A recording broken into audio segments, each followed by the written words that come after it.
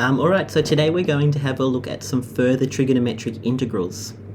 So the main thing we're going to look at today is how we integrate both sine squared of x and cos squared of x. Now the proofs behind these two integrals are very straightforward. I've got them there, we're not going to go through them, but you can have a look at them if you would like. So they're basically just derived from the fact that cos of 2x is cos squared of x minus sine squared of x. So, number one, the integral of sine squared of x dx, well, the way we're going to do that is by realizing that it's equal to half times by the integral of 1 minus cos of 2x. And for cos squared of x, it's the same thing. We're going to recognize that it's a half of 1 plus, so half of the integral of 1 plus cos squared of 2x. Now, the textbook, and I'm not sure about the reference sheet, but the textbook puts the halves here. I like to have the half out the front of the integral. So example number one, nice and easy, the integral of sine squared of x dx. Well, we're going to say this is the same as a half times by the integral of 1 minus cos of 2x dx. So that's a half times by the integral of 1 is x, minus the integral of cos of 2x is a half sine of 2x. We differentiate what's in the brackets. The differentiation is 2x, and the differentiation of 2x is 2, and put that 1 over. So it's a half x minus a quarter sine of 2x. And of course we want a plus c. Again, don't forget your plus c. Unfortunately, you will lose half a mark or a mark for not putting the plus c. I know it's meant to show a family of solutions, but in my opinion, if you're forgetting your plus c, you've got a correct integral. You're really showing me that you know what you're doing, but unfortunately it's how it is. You need to put your plus c. Okay, number two, we're asked to find the integral from 0 to pi on 2 of cos squared x dx. So here we've got a definite integral. We're going to realize that this is equal to half times by the integral from 0 to pi on 2. Using the formula, it's 1 plus cos of 2x dx. Let's check that's right. Yep, 1 plus cos of 2x dx. So that's equal to a half times by the integral of 1 is x, plus the integral of cos of 2x is a half sine of 2x. And that's from 0 to pi on 2. So it's equal to a half times by pi on 2. Now let's go, what is sine of 2x? Sine of 2 times pi on 2, I'm pretty sure is 0. So let's go a half times by sine of 2 times pi on 2 is 0. So plus 0 minus 0 plus sine of 0 is 0. So the answer is pi on 4, or pi on 2 times a half. So a half times pi on 2, which is pi on 4.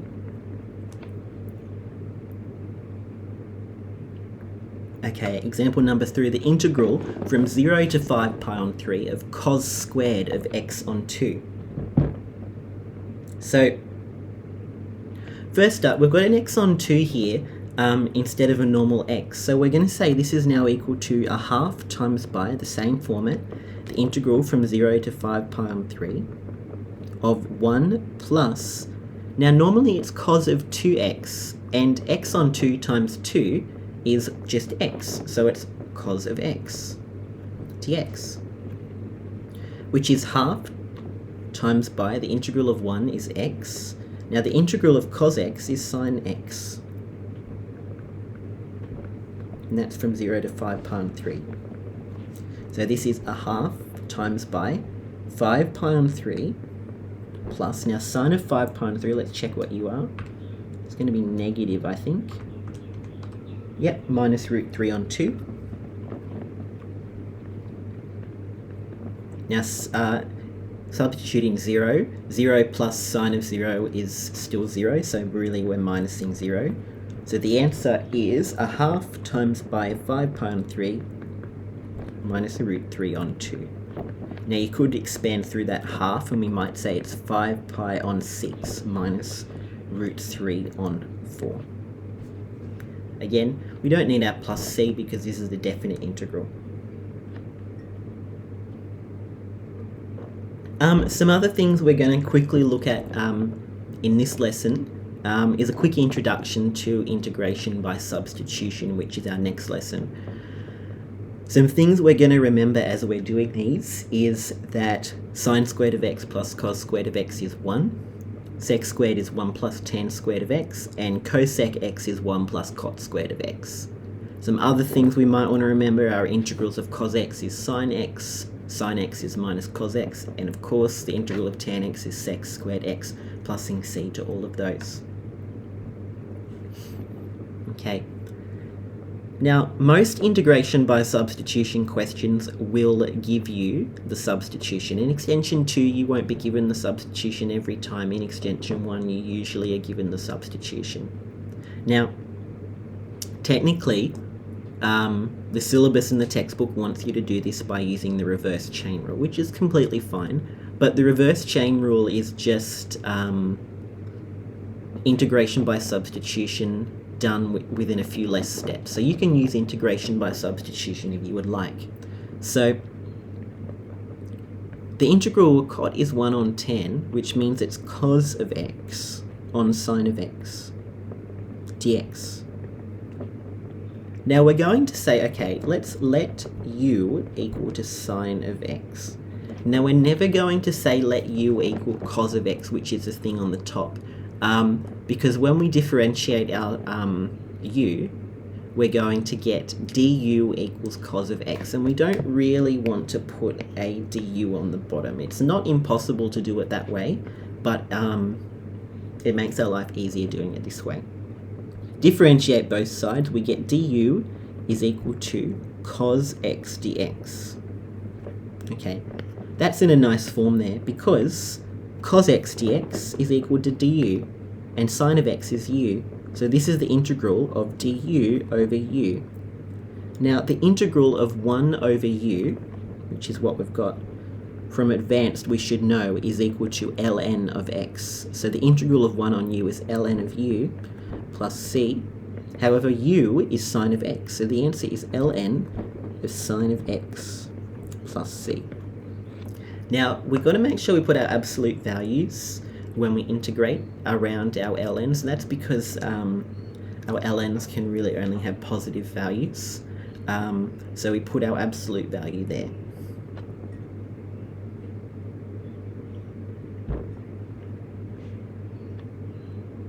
Okay, question number 2, we've got to find the integral of sine x of cos to the power of 4x. Now from advanced, you should be able to recognize when we're in the format of the reverse chain rule, which is what we are here. If I have this, and I can differentiate that and get the thing it's multiplied by, that is the reverse chain rule. But I often find it easier just to use a substitution, which is completely fine. So let's say let u equal to cos of x, and that means du is minus sine of x dx. Now again, we're going to look at integration by substitution in more depth in the next video, but for now we're just really superficially looking at what's happening. Now, we're almost there because I've got cos of x here, but I really want to substitute in minus sine of x, not sine of x. So the only way that's going to occur is if I put a minus out here, times by the integral of minus sine of x cos to the power of 4x dx. Now I can substitute that in because this here is du. So this is minus the integral of cos to the power of 4x is u to the power of 4 du. So this is minus the integral of u to the power of 4 is u to the power of 5 on 5 plus c. So the answer, substituting our answer back in, is minus cos to the power of 5x on 5 plus c. Okay. Following on from that, we can have a look at what the integral of cos x times sine n to the x is. So we're just really generalizing what we've just done in the above question. So again, let's say let u equal sine of x, which would mean du is equal to cos of x dx. We can just substitute that straight in because I don't have any minuses like last time. So this here is equal to du, and we've got u to the power of n, so it's the integral of u to the power of n du. Now the integral of u to the power of n is u to the power of n plus 1 over n plus 1 plus c.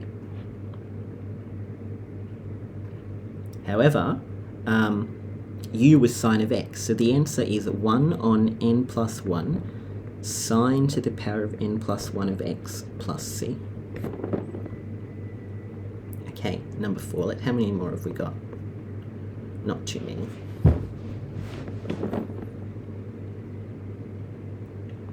Okay, we've got cos of 3x sine of x dx. Now this is using, we can't use our reverse chain rule here, because if you differentiate either of those, you're not going to get the other one. And I can't differentiate cos of 3x and get sine of x. That would only be if I've got cos of x cubed, which I don't have.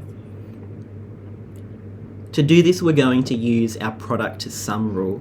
Now the product to sum rule in this form states that 2 times cos of a sine of b is equal to cos, no it's not, sine of a plus b minus sine of a minus b. Let me just quickly check if that's right.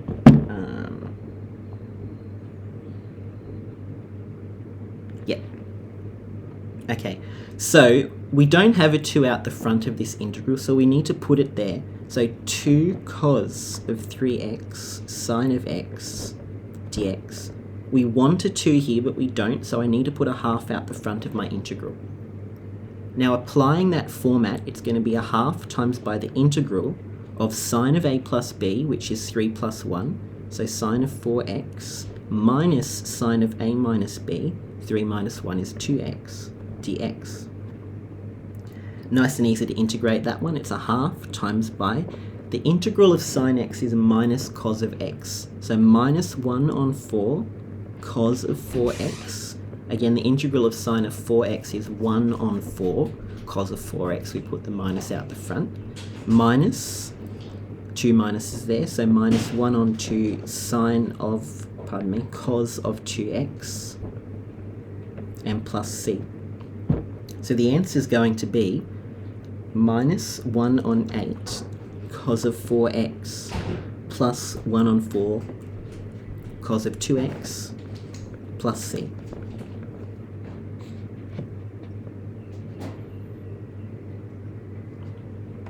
Alright, the next question, we're trying to find the integral of tan squared of 2x. Now we don't know how to integrate tan squared of x, but we do know that sec squared of x is equal to tan squared of x plus 1. So let's replace that with that. So tan squared of 2x is the same as the integral of tan squared, of sec squared of x minus 1. If sec squared of x is equal to 1 plus tan squared of x, then tan squared of x is equal to sec squared of 2x minus 1 dx. Now we should all know that the integral of sec squared x is tan x, so the integral of sec squared 2x has to be 1 on 2 tan of 2x. The integral of 1 is x, so minus x m plus c. Alright, last example. We're trying to find the integral of 1 plus cos cubed of x on cos squared of x. Now this is one of the most important strategies that we'll see that it's not something that's explicitly taught, it's just something that's really learnt.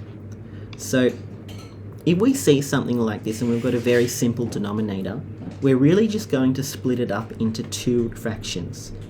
So we could say this is 1 over cos squared of x plus cos cubed of x on cos squared of x dx. Now 1 on cos squared of x is sec squared of x, and cos cubed of x on cos squared of x is cos of x. dx. The reason we can do that is just by adding fractions with the same denominator. I can split that up into two fractions. If I add them together, I still have the same thing. Now the integral of sec squared of x is tan of x. So tan of x. The integral of cos x is sine of x, and then plus c. Alright, thank you.